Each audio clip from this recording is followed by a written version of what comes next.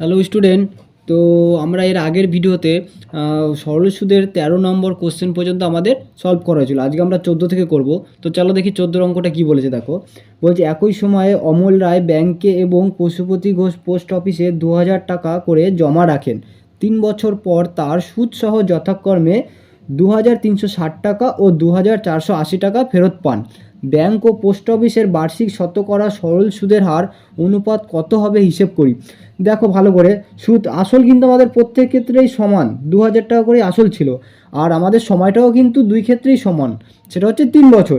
কিন্তু ব্যাংকে আলাদা আলাদা সুদ ছিল, তার জন্য আমাদের প্রথমে ব্যাংকে পেয়েছি 2360 টাকা, আর পরের ক্ষেত্রে আমরা পেয়েছি 2480 টাকা। কিন্তু এটা কিন্তু কি আসল ও সুদ সমেত। তাহলে এইখান থেকে আমরা যদি আমাদের এই যে আসল 2000 টাকা বাদ দিয়ে দিই, তাহলে আমরা কি পাবো?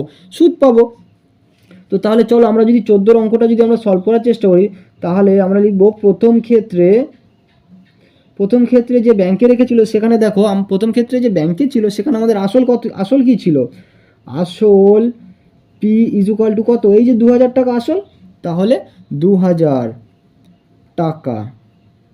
আচ্ছা, এবার হচ্ছে সময় কি ছিল আমাদের? সময় আমাদের ছিল টি ইজুকাল টু কত? 3 বছর। 3 বছর সময় আমাদের। আচ্ছা, এবার সুদের হার আমাদের বার করতে হবে। তাহলে আমরা ধরে নেব যে সুদের হার সমান R%। আর আমাদের সুদ আমরা কি জানি? সুদ আই ইজুকাল টু আমাদের সুদ সহ বলেছে, তাহলে এর থেকে আমরা কী বাদ দেবো? মূলধন বাদ দেবো। তাহলে 2360 মাইনাস 2000, তাহলে ইজুকাল টু কত হবে? 360। এবার দেখো আমাদের টোটাল চারটে ডাটা নিয়ে আমাদের কাজ। একটা হচ্ছে সুদ, একটা হচ্ছে সুদের হার, একটা হচ্ছে সময়, একটা হচ্ছে আসল। এই চারটের মধ্যে দেখবে তোমাদের প্রত্যেক ক্ষেত্রে যে কোনো 3টে বলে দেবে, চতুর্থটা চাইবে। ঠিক আছে, এবার সূত্র একটাই, PTR/100। এবার সেখানে আই ইজুকাল টু এইটা, টি ইজুকাল টু এটা, এরকম করার তোমাদের কোনো প্রয়োজন নেই। তোমরা শুধু একটা জিনিস মনে রাখবে, কোনো জিনিস যদি এরকম মনে করো এটা একটা কোনো সংখ্যা বা এটা একটা কোনো সংখ্যা সমান এটা একটা সংখ্যা বা এটা একটা সংখ্যা হয়, তোমার মনে রাখবে এই নিচে নিচে কাটে, এর উপরে কাটে, আবার এর উপর নিচে কাটে, এর উপর নিচে কাটাকাটি করা যায়, তাহলেই হবে। তাহলে আর অত একটা সূত্রকে ভেঙে অতবার মনে রাখার প্রয়োজন নেই। চলো আমরা সূত্রটা লিখি, PTR/100। তাহলে আমাদের পি কত? নিশ্চয়ই তোমরা বলবে 2000 টাকা। সময় কত? তোমরা নিশ্চয়ই বলবে 3 বছর। আর তো আমরা জানি না, আরই থাকবে, বাই 100 সমান এটা যদি আমরা সলভ করি তাহলে কি বেরোবে? সুদ বেরোবে। তাহলে সেই সূত্রই আমাদের বলে দিয়েছে কত? 360 টাকা। চলো এবার কাটাকাটি করি। তাহলে এই দুটো শূন্য কাটবে, এই শূন্য কেটে যাবে, 3 দিয়ে চলো একে কাটি, 3 একে 3, 3 দুনা 6, 2 দিয়ে কাটি, 6 দুগুনি 12। তাহলে আর ইজুকালটা আমাদের কী বেরোলো? 6%। বুঝে গেল? আচ্ছা, এবার দ্বিতীয় ক্ষেত্রে আবার সে কী করছে? পশুপতি ঘোষ পোস্ট অফিসে রেখেছিলেন। তাহলে এখানে করি দ্বিতীয় ক্ষেত্রে আমাদের আসল কি আছে? আসল পি ইজুকাল টু আমাদের কি আছে?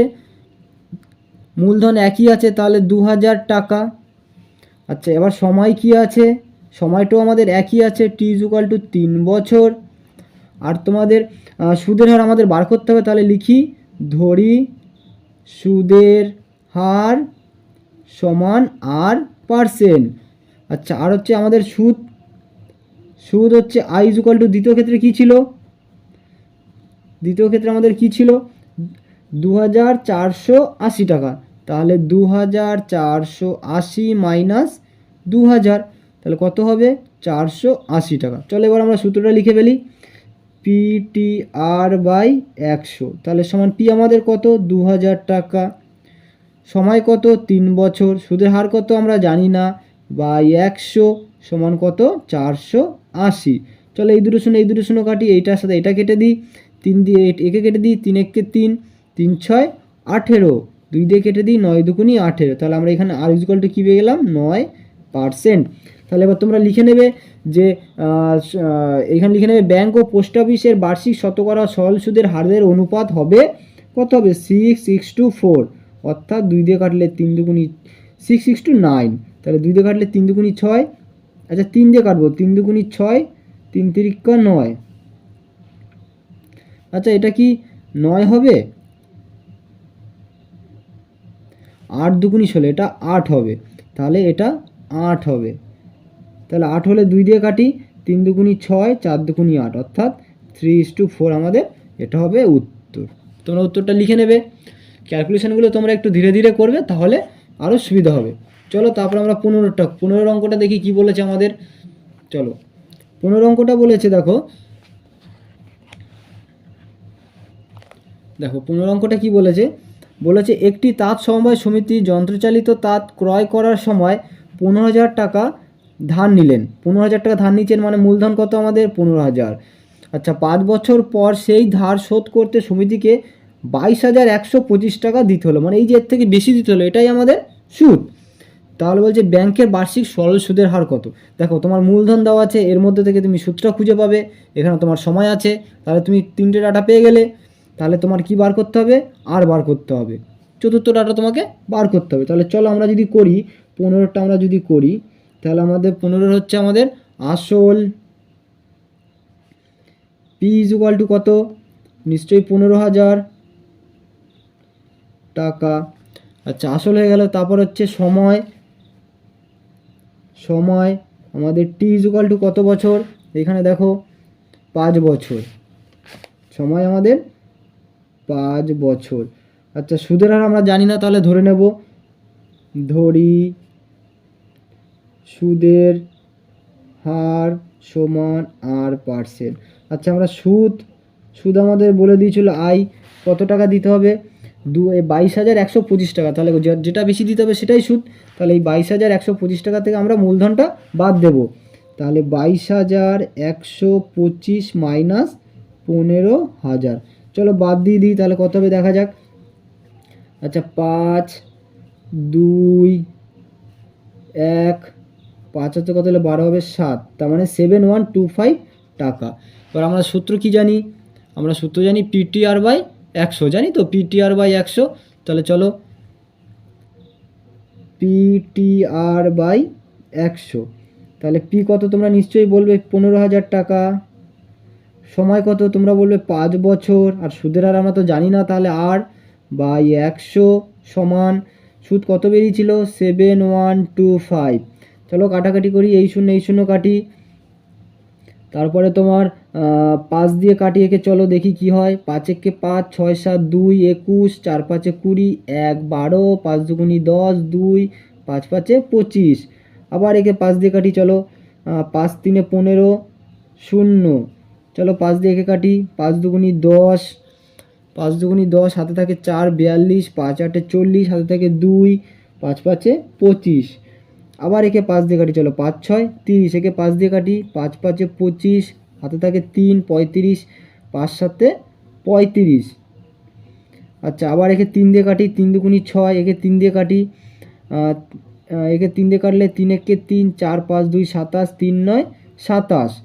তাহলে আমাদের কি হলো দেখো 2R, তাহলে 2R ইজুকাল টু, বা 2R ইজুকাল টু 19। তাহলে R ইজুকাল টু, আমরা 19কে যদি 2 দিয়ে ভাগ করি কত হবে, 9 দুগুনি 18, মানে 19/2, মানে হচ্ছে 9 দুগুনি 18, 9 পূর্ণ 1/2 বছর। তাহলে এটাও গেল তোমাদের 15 নম্বর। এবার চলো 16 নম্বর অঙ্কটা আমরা দেখি কি বলেছে। 16 নম্বর অঙ্কটা দেখো, 16 নম্বর অঙ্কটা দেখো কি বলেছে। 16 নম্বর অঙ্কটা বলেছে যে আসলাম চাচা কর্মক্ষেত্র থেকে অবসর নেবার সময় একক দশক শতক হাজার 1 লক্ষ টাকা পেলেন। আচ্ছা ওই টাকার কিছুটা ব্যাংক এবং বার্ষিক এবং কিছুটা ব্যাংকে এবং বাকিটা পোস্ট অফিসে রাখেন, মানে সেই 1 লাখ টাকাটা কিছুটা ব্যাংকে রেখেছে, কিছুটা পোস্ট অফিসে রেখেছেন, এবং প্রতি বছর সুদ বাবদ তিনি 5,400 টাকা পান। তাহলে কি দু জায়গায় মিলিয়ে তিনি 5,400 টাকা সুদ পান। আচ্ছা ব্যাংক ও পোস্ট অফিসের সরল সুদের হার কত, সরল সুদের হার দেখো বলেছে 5%, 6%, তবে কোথায় কত টাকা রেখেছিলেন। এবার আমাদের কী বার করতে হবে, মূলধন, দু ক্ষেত্রে। এবার এই ক্ষেত্রে আমি তোমার যদি বলি আসল কত টাকা, তুমি যদি বলো 1 লাখ টাকা, তাহলে তো ভুল হয়ে যাবে, কারণ 1 লাখ টাকা সে দু জায়গায় ভাগ করে রেখেছিল। তাহলে আমরা যদি মনে ধরি, এখানে মনে করো যে প্রথম ক্ষেত্রে আসল ধরি, প্রথম ক্ষেত্রে ধরি আসল ইজুকাল টু কত, এক্স টাকা আমরা যদি ধরি, তাহলে আসল আমরা যদি এক্স টাকা ধরি, তার সুদের হার কত, সুদের হার মানে হতে পারে সময় টি ইজুকাল টু কত, প্রতি বছর, তার মানে 1 বছর। তো সুদের হার আর ইজুকাল টু কত প্রথম ক্ষেত্রে 5%। আচ্ছা, তাহলে এইখান থেকে আমরা সুদ পাবো। তাহলে এখান থেকে আমরা সুদ যদি বার করি PTR বাই 100, তাহলে আমাদের পি কত এক্স, সময় কত 1, সুদের হার কত 5/100 অর্থাৎ 5x/100। তাহলে এবার চলো তারপরে দ্বিতীয় ক্ষেত্রে দেখি কি বলেছে। তাহলে আমাদের আবার দ্বিতীয় ক্ষেত্রে আমরা যদি দেখি, দ্বিতীয় ক্ষেত্রে আমাদের আসল, দেখো আসল মোট ছিল 1 লাখ টাকা, তার মধ্যে থেকে এক্স টাকা এখানে রেখে দিলে তাহলে বাকি কত থাকবে, তাহলে 1 লাখ মাইনাস এক্স টাকা। তাহলে দ্বিতীয় ক্ষেত্রে আসল পি ইজুকাল টু কী হবে 1 লাখ, একটা বেশি হয়ে গেল শূন্য, 1 লাখ মাইনাস এক, এটা তার আসল টাকা। আর সময় কত, সময় টি ইজুকাল টু 1 বছর। আচ্ছা, সুদের হার কত, সুদের হার নিশ্চয়ই 6%। তাহলে এবার আমরা অঙ্কটা করি, চলো PTR বাই 100 লিখে ফেলি। এরপর থেকে আমি এখানে করছি, তোমরা নিচে করবে। PTR বাই 100, তাহলে পি কত এই 1 লাখ মাইনাস এক্স টাকা, 1 লাখ মাইনাস এক্স। আচ্ছা, টাইম কত 1 বছর, সুদের হার কত 6% বাই 100। তাহলে এটা আমাদের করলে কত হবে, দেখো 6 কে 6 দিয়ে একে গুণ করলে কত হবে 6 লাখ, 1 2 3 4 5টা শূন্য, মাইনাস আবার 6 দিয়ে গুণ করলে কত হবে 6x/100। তো দেখো এইটা একটা, এই এত টাকা সুদ পেলাম, আবার এইখানে এত টাকা সুদ পেলাম, তাহলে এই দুটো সুদ মিলিয়েই তো কত টাকা পাচ্ছে, এই যে 5400 টাকা পাচ্ছে, তাই না? তাহলে আমরা এখানে লিখতেই পারি প্রশ্নানুসারে বা শর্তানুসারে,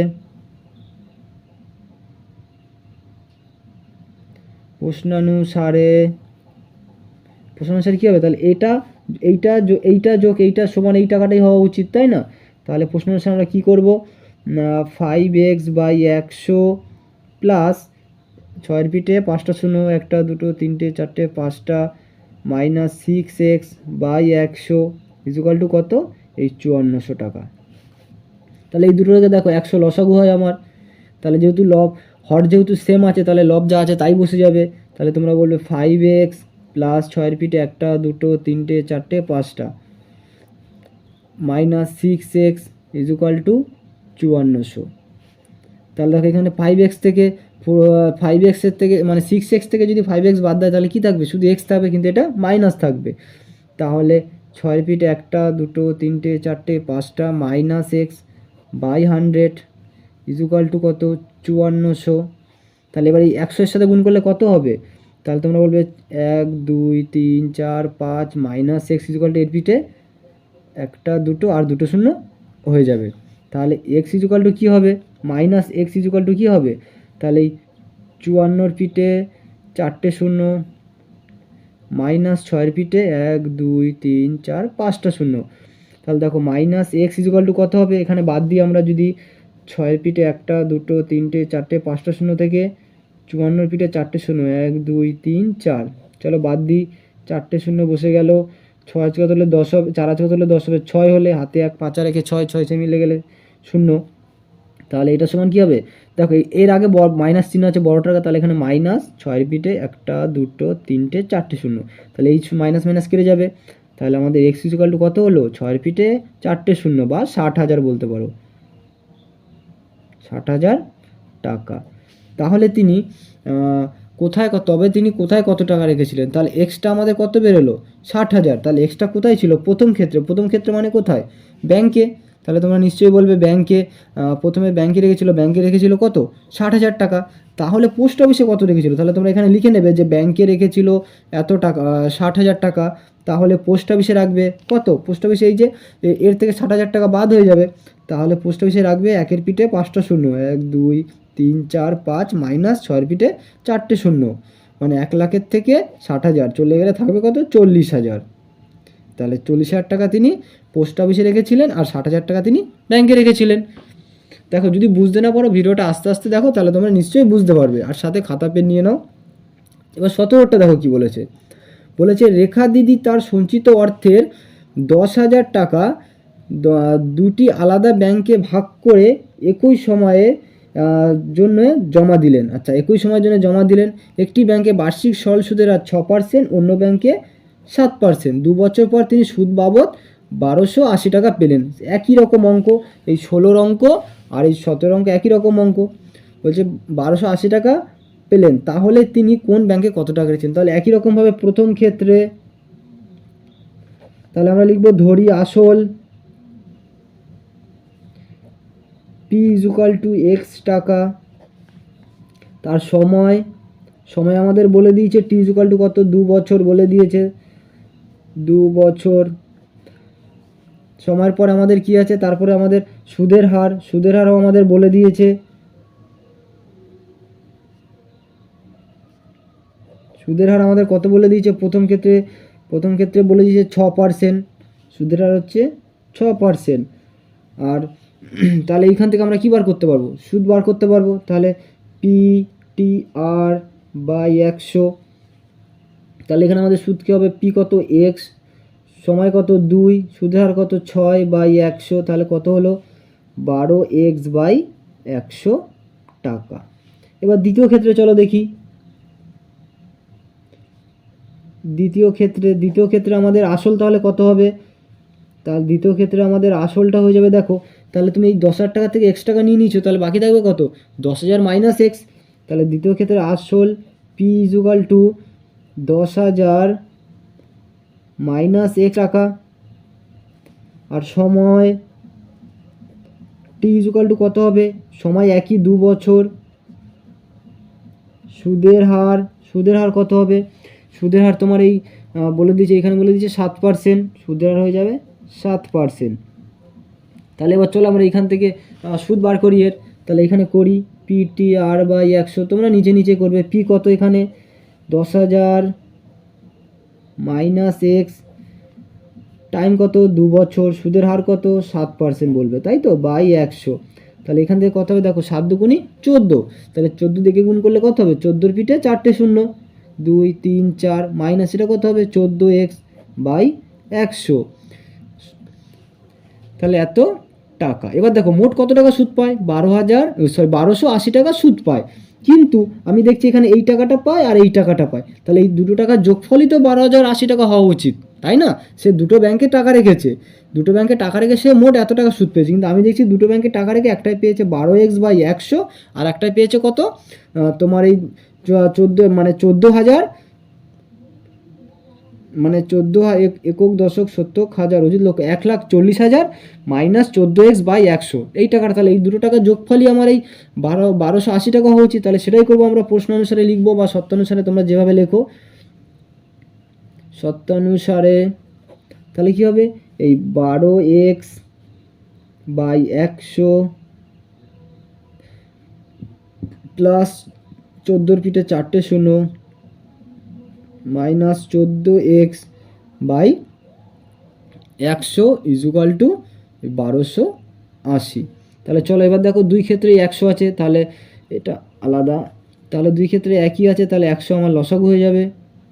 দেখো 100 যদি আমার লসাগু হয়, তাহলে আমার দেখো হর যেহেতু সেম আছে, তাহলে লবটাই বসে যাবে। তাহলে এটা 12X, এটা প্লাস এটা 14-এর পিঠে 4টে শূন্য মাইনাস 14X = কত হবে 1280। তাহলে এবার দেখো 14X থেকে যদি 12X বাদ দেয় তাহলে কত থাকবে, তাহলে আমার 2X থাকবে। তাহলে 14-এর পিঠে 4টে শূন্য মাইনাস 2X/100 = 1280। এবার কোনাকুনি গুণ হবে, তাই তো। তাহলে এবার কোনাকুনি যদি গুণ করি, 100 দিয়ে একে গুণ করা মানে কি এর সাথে দুটো শূন্য যোগ করা। তাহলে 14-এর পিঠে 4টে শূন্য মাইনাস 2X = 1280, আরও দুটো শূন্য হয়ে গেল। তাহলে মাইনাস 2X সমান কী হবে, এই 1280 পিঠে দুটো শূন্য এইদিকে চলে যাবে, মাইনাস 14-এর পিঠে 4টে শূন্য। তাহলে X = এটা কত হবে, বিয়োগ করলে এই সাইডে বিয়োগ করে দেখো 14 পিঠে 4টে শূন্য বাই 12,128 পিঠে দুটো শূন্য, তাহলে একটা দুটো তিনটে শূন্য বসে গেল, 8 আছে কত 10 হবে, 2 হাতে 1 2 রেখে 3 কত 4 1, তাহলে মাইনাস 2X = কত হলো 12-এর পিঠে 3টে শূন্য। তাহলে বা এটাকে কী চিহ্ন হবে, মাইনাস হবে, কারণ 14টা হচ্ছে বড়, তাহলে এখানে মাইনাস হবে।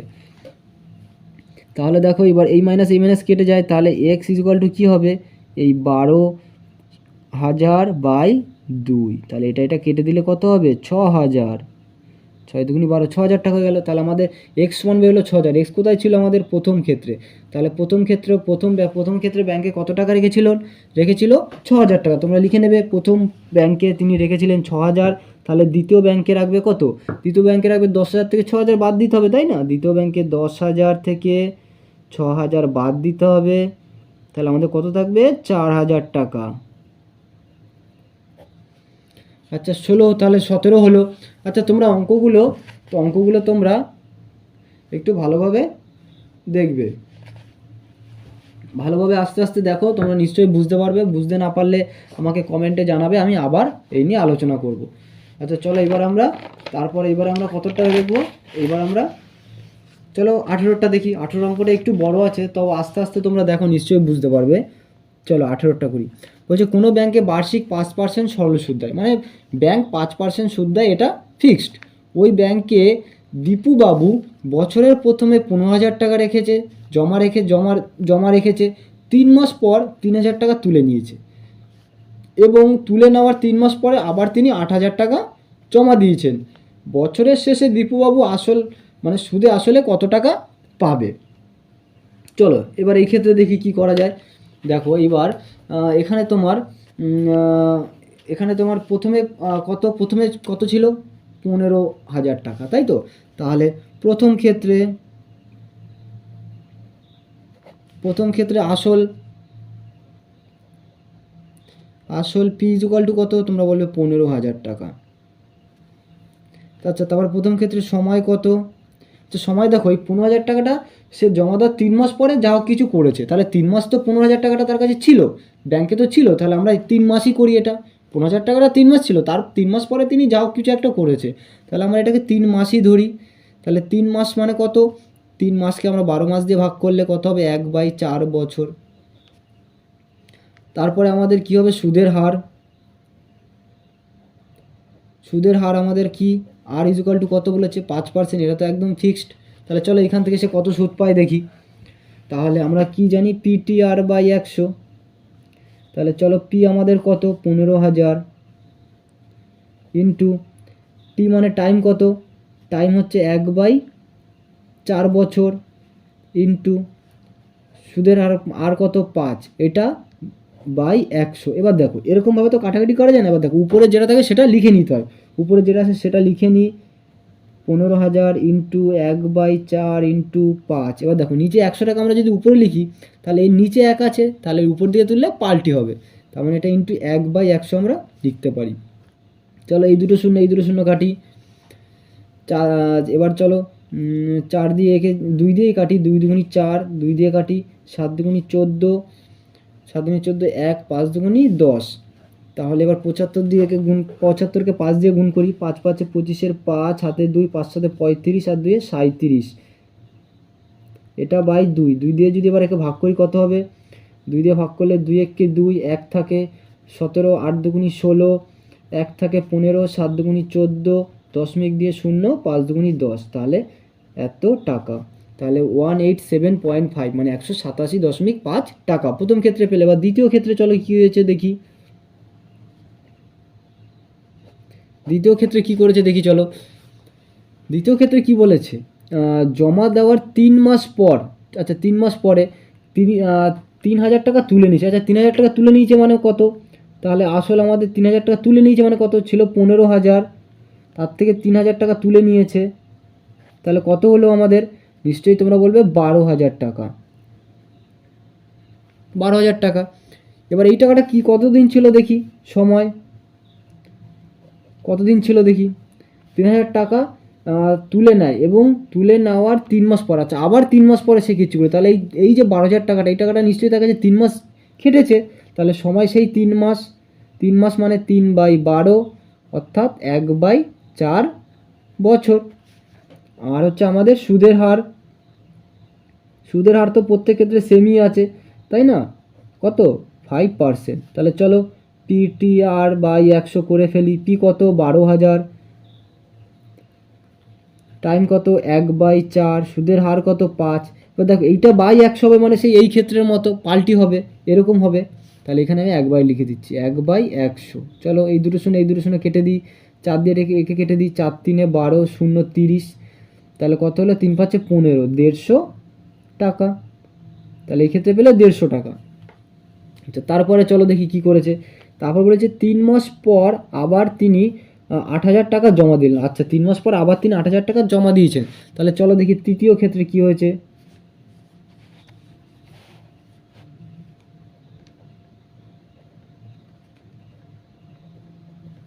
তৃতীয় ক্ষেত্রে তার আসল কি হয়েছে দেখি চলো। আচ্ছা বর্তমানে তার আসল তো 12,000 টাকা এখন শেষমেশ ছিল, তারপর তিনি 8,000 টাকা জমা দিয়েছেন। তাহলে কত হলো, 12,000 টাকা ছিল প্লাস 8,000 টাকা জমা দিয়েছে, তাহলে কত হলো, তোমরা বলবে 20,000 টাকা, তাই তো। এবার সময় কি হয়েছে দেখি চলো। সময় বলেছে সময় জমা 8,000 টাকা জমা দিয়ে বছরের শেষে, আচ্ছা বছরের শেষে তিনি নিয়েছেন।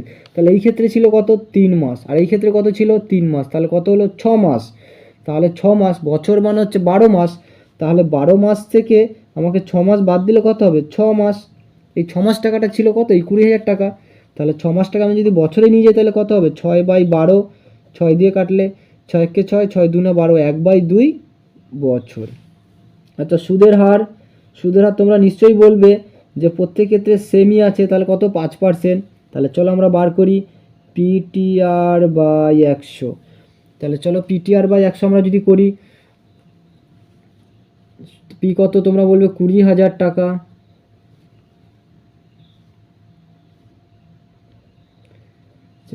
টি টাইম কত তোমরা বলবে 1/2 অর্থাৎ হাফ, সুদের হার কত 5, আর বাই 100 টাকা আমি সেই একই রকমভাবে আবার 1/100 লিখে দিচ্ছি।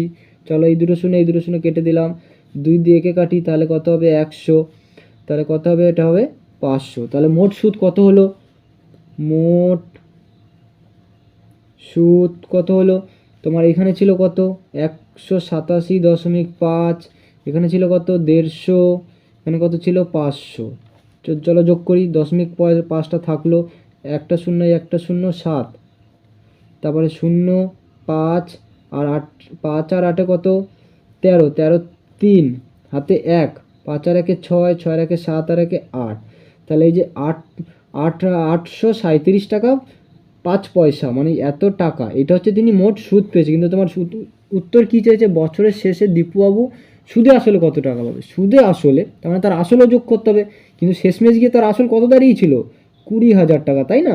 তাহলে এর সাথে আমাদের আসল যোগ করতে হবে। তাহলে তোমরা লিখবে যে সুদে আসলে দীপুবাবু মোট পাবে 20,000 টাকা যোগ 837.5 টাকা, তাহলে কত হবে,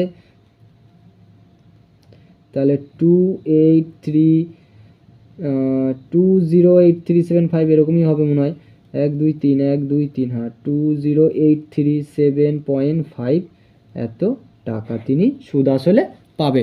দেখো তোমরা ভিডিওটা বারবার দেখো, তাহলে তোমাদের প্রত্যেকটা অঙ্কের কনসেপ্ট ক্লিয়ার হয়ে যাবে। আর এরপরে আরও অঙ্ক বাকি আছে, সম্ভবত 20খানা অঙ্ক আছে, এরপরে আরও দুটো অঙ্ক আছে। তো সেই দুটো অঙ্ক আরও শর্ট প্রশ্ন নিয়ে আমি এর পরের ভিডিওতে আসবো, সেখানে সরল সূত্র মোটামুটি শেষ করে দেবো, তারপরে আমরা পরের চ্যাপ্টার ধরবো। আর তোমরা ভিডিওগুলো দেখো, এবং যেখানে ডাউট হবে, যেখানে বুঝতে পারবে না, তোমরা অবশ্যই আমাকে কমেন্ট করে জানাবে। আমি তোমাদের নিশ্চয়ই সেই যেই অঙ্কগুলো বুঝতে পারবে না সেই প্রত্যেকটা অঙ্ক নিয়ে আমি তোমাদের আবার আলোচনা করব। এবং তোমাদের যতক্ষণ পর্যন্ত না ক্লাসগুলো ঠিক করে করবে বা ভালো করে দেখো, পুরো প্রথম থেকে শেষ অবধি ক্লাসগুলো করো, তাহলে নিশ্চয়ই তোমরা বুঝতে পারবে। আর যেই অঙ্কটা বুঝতে পারবে না আমাকে নিশ্চয়ই জানাবে। তোমাদের যতক্ষণ পর্যন্ত না ক্লিয়ার হবে ডাউট, ততক্ষণ পর্যন্ত আমি ক্লাস করাবো। তো চলো স্টুডেন্ট,